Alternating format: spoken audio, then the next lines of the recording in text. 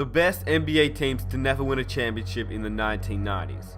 The 1990s is arguably the best era in NBA history, with players like Michael Jordan, Charles Barkley, Hakeem Olajuwon, Patrick Ewing, and many more. It was just after the Magic and Bird rivalry, and new rivalries were starting to show.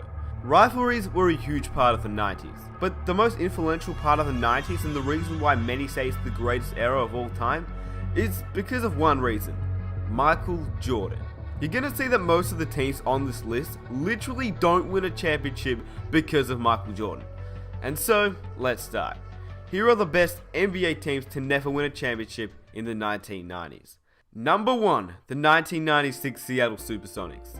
They finished with a record of 64-18 and were eliminated in the NBA Finals to the Chicago Bulls. The Gary Payton and Shawn Kemp Seattle Supersonics teams were a threat to win in the West every year in the mid-90s. And when they finally got through to the 1996 NBA Finals, the Supersonics were led by Shawn Kemp and Defensive Player of the Year, Gary Payton, probably the greatest defensive point guard of all time.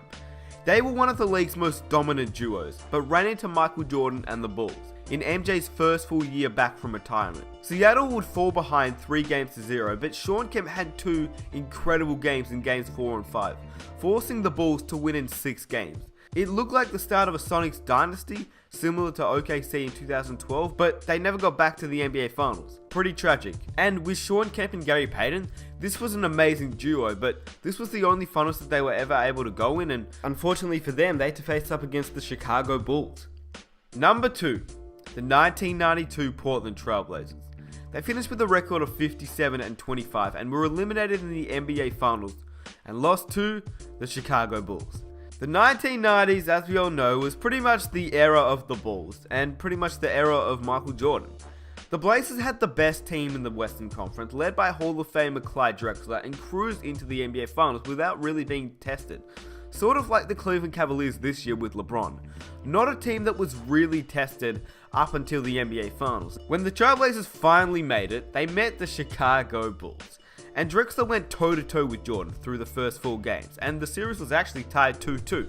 It was just MJ vs Clyde in 1992. However, Drexler's play dropped off drastically in the last 2 games of the series, and the Bulls went on to win their second championship in 6 games. Now, at this point, Clyde Drexler was really good. He was competing with Jordan for the first 4 games, but unfortunately, he was just too tired or something. I'm not sure. Maybe he was dealing with injuries, but his play just dropped off, and Chicago went on to win another NBA championship. Number 3, the 1994 New York Knicks. They finished with a record of 57-25 and were eliminated in the NBA Finals, but this time to the Houston Rockets. The Eastern Conference and the entire NBA was pretty much open in the 1994 season, with Michael Jordan out of the league and retiring for the first time. He left the Bulls to obviously play baseball, and that didn't really turn out well for him, but it looked like the Knicks finally had a window of opportunity to get to the NBA Finals. They were led by Hall of Famer Patrick Ewing. He was a tough and physical man, and he led a tough physical squad coached by Pat Riley to the NBA Finals. He managed to squeak past the Indiana Pacers in Game 7 of the Eastern Conference Finals. Then they faced up against the Houston Rockets. The series went all the way to Game 7, Patrick Ewing versus Hakeem Olajuwon. But Hakeem's monster performance, 25 points, 10 rebounds, 7 assists, proved to be the difference in a 6-point win, and it was the Houston win. Now, the Knicks would make the finals again in 1999, but they would lose to the San Antonio Spurs in what started the Spurs' current run of dominance, which hasn't really slowed down, even to this day. Number 4, the 1998 Indiana Pacers. They finished with a record of 58-24, and they were actually eliminated in the Eastern Conference Finals to the Chicago Bulls. This was Indiana's best team of the 1990s. Well, in my opinion. Adding sharpshooter Chris Mullin to their core of Reggie Miller, Mark Jackson, Rick Smits, and Larry Bird was now coaching this team, and he led them to the East's second best record while winning Coach of the Year. So with 4 key guys on that team, and now the Coach of the Year in Larry Bird, who knew what it took to win an NBA championship, and not to mention he knew how to shoot the rock with Chris Mullin and Reggie Miller on that team, the Pacers were looking to do very well that season. The Pacers were a veteran team, but still worked together very nicely. Unfortunately, they ran into the last installment of MJ's Bulls, but the Pacers gave them as good of a fight as anyone. The home team would win every game in that series, with Indiana ultimately falling to the Chicago Bulls in Game 7 by 5 points. And unfortunately, Reggie Miller was never able to take a ring, and it was an era of Michael Jordan. And Reggie Miller versus Michael Jordan, if we want to talk about rivalries, they had some great ones. Anyway, let's get on to number 5. Number 5, the 1995 Orlando Magic. They finished with a record of 57-25 and were eliminated in the NBA Finals to the Houston Rockets. Orlando was led by a dominant young big man named Shaquille O'Neal. Not too sure if you've heard of him. And they were also led by a young point guard named Penny Hardaway, both of whom wreaked havoc on the league in the mid-90s. Unfortunately for them, Penny struggled with injuries for pretty much his entire career, and as a result, Shaq left to join the Los Angeles Lakers, and as we all know, he did pretty well there. He won a few championships with Kobe, and unfortunately, they could have won more if it wasn't for the beef they have. But anyway, in the 1995 season with the Orlando Magic, it was what could have been. If only Penny and Shaq would have stuck together, or if only Penny just didn't have injuries. In 1995, they had posted the second best home record in NBA history, 39-2. And in fact, they are the only team on this list to actually beat a Michael Jordan-led Bulls team in the playoffs. They beat them in the Eastern Conference semifinals in the year that MJ came back from retirement. They met the defending champion Houston Rockets in the NBA Finals, who they proved to be no match for Hakeem Olajuwon, who was able to limit Shaq, and the Rockets would end up sweeping the series. Many of the media were hoping that it would be like a Wilt vs Bill Russell matchup, but really Hakeem was just too good in that series, and he was able to limit Shaq, and the Rockets would end up sweeping the series. Number 6, the 1993 Phoenix Suns. They finished with a record of 62-20, and they were eliminated in the NBA Finals, and guess who they lost to? The Chicago Bulls. On the 17th of June 1992, the Suns traded former All-Star Jeff Hornacek, Tim Perry, and Andrew Lang to the Philadelphia 76ers for All-Star forward Charles Barkley. Barkley would play 4 seasons with the Suns before being traded to the Houston Rockets in 1996. On the other hand, Hornacek would play less than 2 seasons with the 76ers, Perry would play less than 4, and Lang only played 1. Many consider this trade to be the best Suns trade in history. So, during the 1993 season, Charles Barkley was convinced that he was the best player on the planet. Averaging 25.6 points per game and 12 rebounds in his first year in Phoenix, he also managed to take home the MVP. He led the Suns to a 62-win season, and they were easily the best team in the Western Conference, but they ran into Michael Jordan's Chicago Bulls. Of course, like most teams on this list, the Bulls were looking for their first three-peat.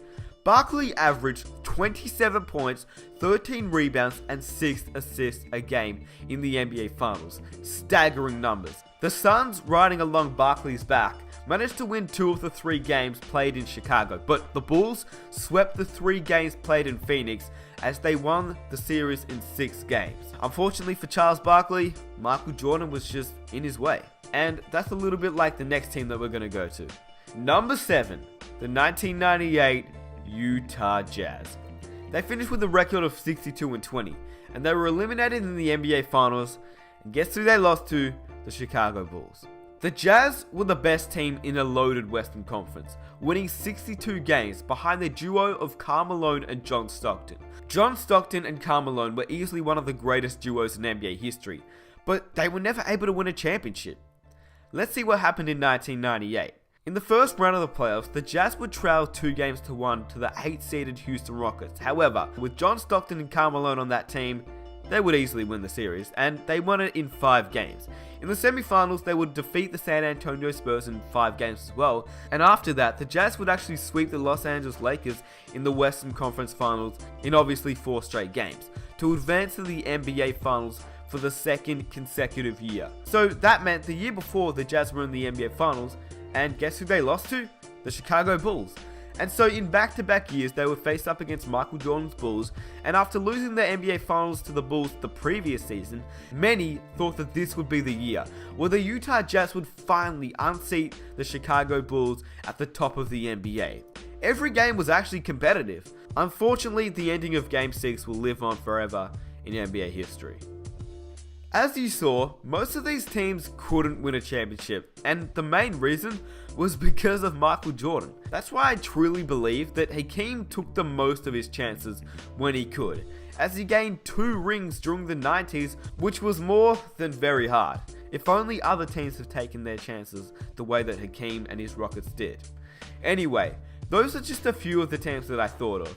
If you guys have any franchises that you think have had great teams in the 1990s but were never able to win a championship, comment them down below. If you're new around here, I make a whole bunch of NBA videos, what ifs, as well as other 2K content, so be sure to subscribe for more. And for those that have recently subscribed to my channel, I hope you guys are enjoying the content. I'm having a lot of fun making all these videos for you guys, so yeah, it's good. So I really appreciate it if you guys could drop a like on this video. If we can reach 3,000 likes, I'll start preparing the next video for you guys, and I think you guys can reach 3,000 likes. You guys have been going ham in all the other videos, so yeah, I really appreciate it. And yeah, comment down below if you guys want to see another era of basketball. I've already done the 2000s era, so if you guys would like to see that video, I'll put a link in the description and in the comment section. But like I said, if you guys have any other eras you want to see, comment them down below. It will be kind of hard getting footage for some of the older eras, but I'll try my best. I can always use 2K footage as well, and that's something I want to talk to you guys about as well. Do you guys mind me using 2K footage, or do you guys like the NBA footage? The only thing is, I'm scared if I use NBA footage like I have been using, the actual NBA will flag my videos and I'll get copyright, and then I won't have a channel. So I'm kind of scared about that, but I'm doing it anyway. Hopefully it works. I've seen other YouTubers kind of do similar things where they use actual NBA footage, so they haven't been brought down yet, so I guess we'll see what happens. Anyway, hope you guys enjoy the video. Subscribe, leave a like. I'm out. Peace.